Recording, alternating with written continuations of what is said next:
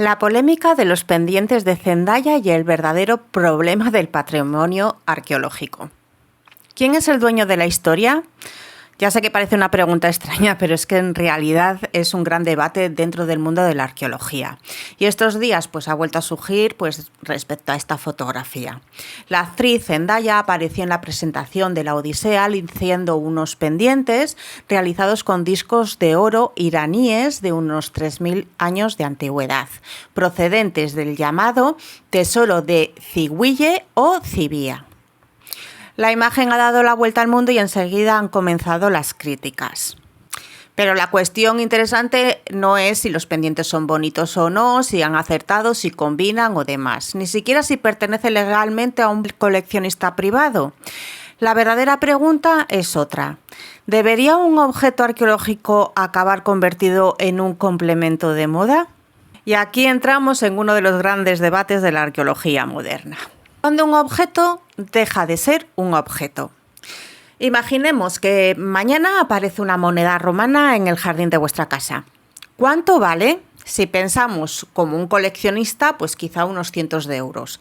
Pero si pensamos como un arqueólogo o personas que tengan pues sensibilidad por la historia o por nuestro patrimonio o demás, la respuesta cambia pues completamente, porque la moneda no vale solo por el metal de la que está hecha, ni por su antigüedad, vale por el lugar donde apareció, por los objetos que había junto a ella, por la profundidad a la que estaba, por las capas de terreno, por las semillas, por los huesos, por la cerámica. En la arqueología llamamos a eso contexto, y el contexto es tan valioso como el propio objeto. De hecho, podríamos decir que un objeto arqueológico sin contexto es una página arrancada de un libro.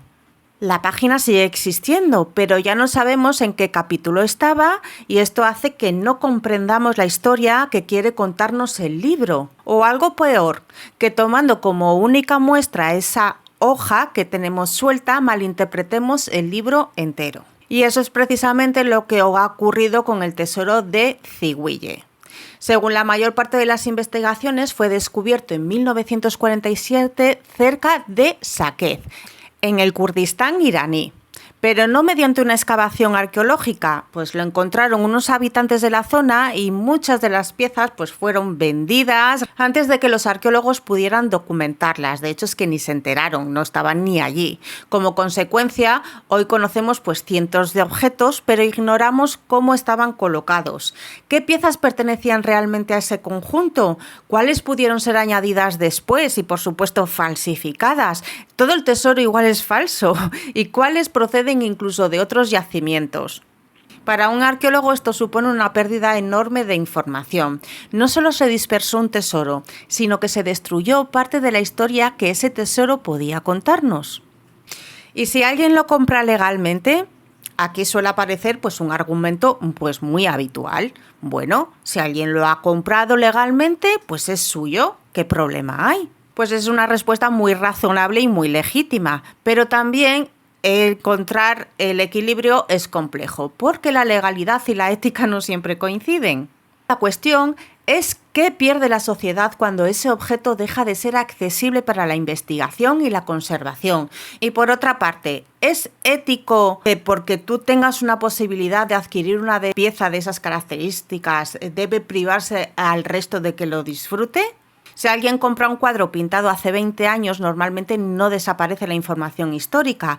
El cuadro sigue siendo el mismo y tiene sentido como pieza aislada. Pero un objeto arqueológico funciona de otra manera.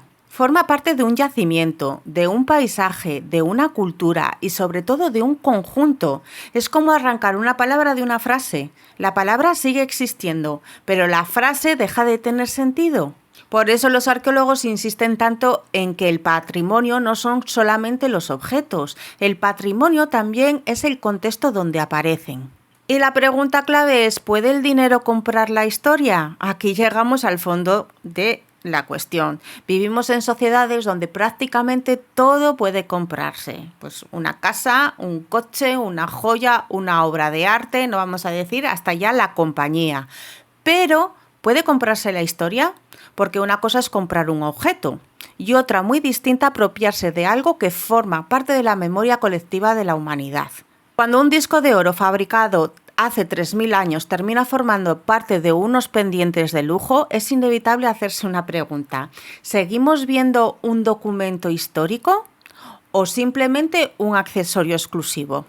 También se puede criticar que los museos acumulen objetos, sobre todo cuando no pertenecen a ese mismo país, pero existe una diferencia fundamental. Ojo, que no lo defiendo, pero los museos se procuran conservar, investigar, catalogar, publicar, permite que especialistas estudien las piezas y sobre todo hace posible que millones de personas puedan contemplarlas. En cambio, cuando una pieza arqueológica entra en un circuito de lujo o del coleccionismo privado, esa función pública puede quedar muy limitada, por no decir que es inexistente.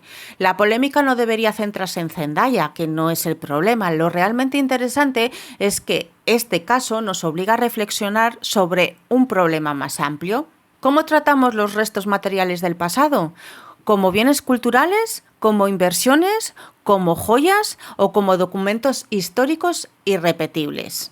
La arqueología no busca tesoros, aunque es una idea muy extendida pues gracias al cine. No olvidemos pues al gran Indiana Jones, que realmente es un recopilador de tesoros. A veces erróneamente se cree que los arqueólogos buscan solamente objetos valiosos, pero esa no es la verdad. La arqueología busca información. Un simple fragmento de cerámica encontrado en su contexto original puede aportar mucho más conocimiento que un collar de oro aislado. Porque lo verdaderamente valioso no es siempre solo lo que brilla.